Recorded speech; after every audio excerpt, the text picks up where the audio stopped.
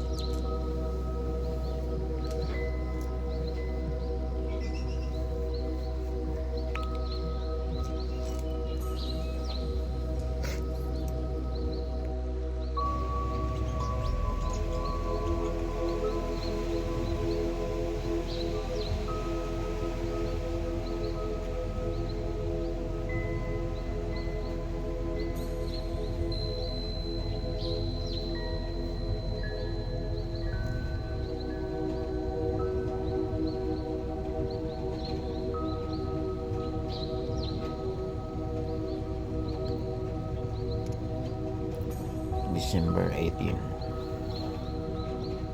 Hindi pa natatapos ang mga kalamidad na nangyayari dito sa mundo.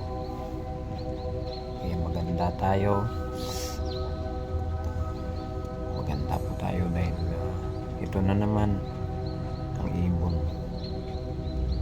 Papahiwatig na babala para sa ating lahat. Hindi lang dito sa Pilipinas kundi sa ibang bansa. Sa mga nangyayari, nagkaroon ng napakalakas na lindol. Yan. Ayaw ng ibon na ito na mapahamak po tayong lahat. Kaya naghahatid po siya ng balita kung anong nakikita niya sa ating paligid. At maramdaman nila ang mga delikado na mangyayari. Kaya maganda po tayo dahil papalapit na po ang delikado panganib. Kaya sana sa mga hindi naniniwala, maniniwala na kayo at makikinig kayo sa mga nagsasabi niya na mga mali ang mga ipinopost ko rito. Kung hindi kayo makinig sa mga sasabihin ko, bahala kayo. Para sa akin ay ito ay panganib at para sa ating lahat.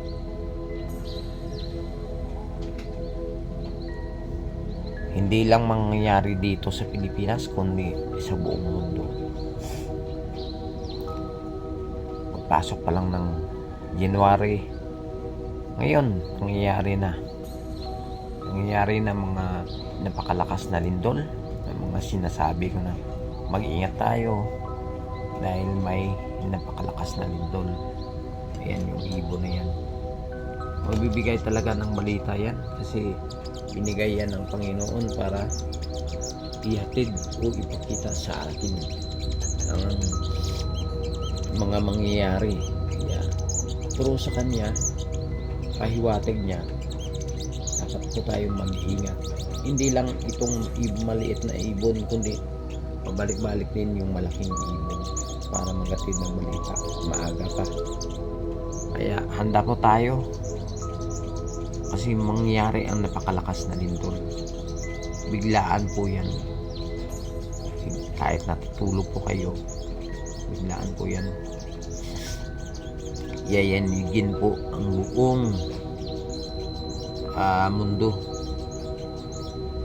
dahil po yan sa mga sakim na tao, sakim at makapangyarihan sa poder.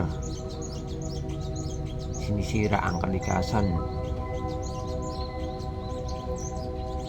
Kaya nasa Biblia na yan ang mga nangyayari, pero wala pang nakakaalam kung kailan ito mangyayari.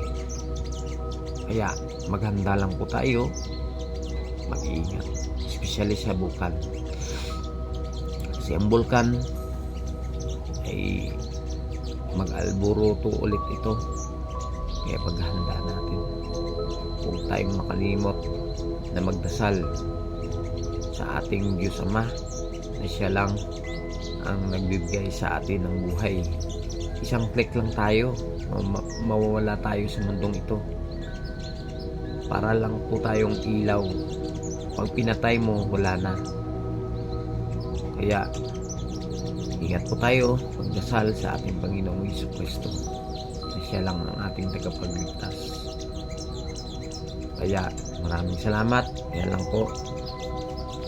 God bless sa inyong lahat.